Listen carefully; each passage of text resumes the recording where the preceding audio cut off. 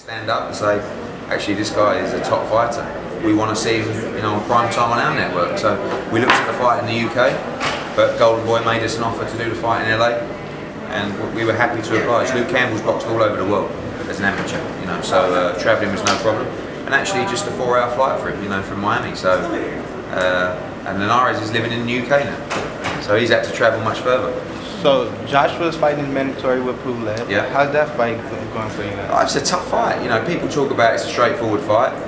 Let's rank the heavyweights in world boxing. The Ring magazine do it.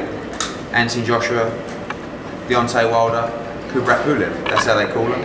If you don't believe that, tell me the other heavyweights that are better at the moment than Kubrat Pulev. Maybe Ortiz.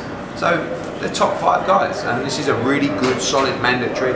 Coming off a tough fight, we don't know what the Klitschko fight took out of him. We hope actually he improves from that fight, he learns a lot more. We sold 80,000 tickets in 2 days. This guy is the biggest draw in world boxing, and he's going to be over here hopefully in 2018. You said hopefully in 2018, will we see him fight Wilder in 2018? He's got to beat Ortiz first. Oh, you want Ortiz over here too? No, well, Wilder's fighting Ortiz, so who knows who's going to win that fight? It's a good fight. You think Ortiz could beat Wilder? Yeah, I think he could beat Wilder. Yeah, I think Wilder's any heavyweight can be knocked out. It doesn't matter who they are. It's Kingsman. It's a good fight. I favour Wilder, youth and speed. Ortiz has looked poor in his last couple of fights, and has been incredibly inactive. And I think his last fight was December last year, so it's nearly a year, and he's not getting any younger. It's a good fight, and I'm pleased for Deontay Wilder that actually he's getting an opportunity to be in those big fights, because Joshua just boxed Klitschko and Wilder's never boxed anyone of any elite note. Now he is, so it's good for boxing, it's a good fight. Eddie, how significant is it that the fact that the heavyweight division is now in the forefront of boxing, in the sense that now the masses are able to see it? Do you feel like the heavyweight division is kind of the rock of boxing? It always is, isn't it? It's always the crown jewel of boxing, but you've been lucky enough over the years to have all kinds of different weights coming through. I mean, even recently, super flyweights. Who would have thought that? Who would have thought a network card would carry 3 super flyweight events? So boxing's just growing in every aspect, but generally when you get a boom in boxing, it's because of the heavyweight division. It still doesn't quite have the depth that I think I'd like to see. Like, again, when you look at those guys, Joshua, Wilder, Pulev, Ortiz, then you've got like I call those the elite guys, and then you've got the guys that are pushing on to be elite fighters: Jarrell Miller, Dylan White, Derek Chisora.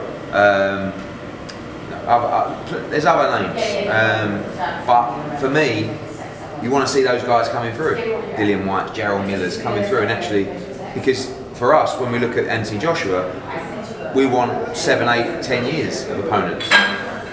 So you've got Joseph Parker as well, other champion. So we want to really line up 2 or 3 fights for the next 7 or 8 years for Anthony Joshua. We need as many contenders as possible. Definitely. One more question. I want to ask a specific question as far as Anthony Joshua. How do you feel his skill set compares to some of the bigger and best heavyweights in the UK, such as Lennox Lewis? How would you compare his skill set to a Lennox Lewis? I think they're quite similar. I mean, Lennox was an incredible fighter. What Anthony showed in the last fight is he has a tremendous amount of heart, and he likes to fight. He's a baby, he's had 19 fights. He's already had a unification fight, the heavyweight world championship. So these other guys before him, I mean, how many fights did Mike Tyson have on the road, just knocking people out? Like, he hasn't had all that years and years of professional experience. He's having to learn on the job. When we took the Charles Martin fight, it looks now that was an easy fight, great move, but at the time, that was a big risk. He was a 31-0 Southpaw world champion, and Joshua had never gone past like 2 or 3 rounds. So now then you get thrown into a unification fight with Klitschko well before your time, and you have to learn on the job like he did. He was exposed in that fight, but he came through the other side. So he'll improve, he'll get better, and he will get a lot better. But he's having to learn as he goes, and that's exciting, because the fans know that he can be hurt, as all heavyweights can.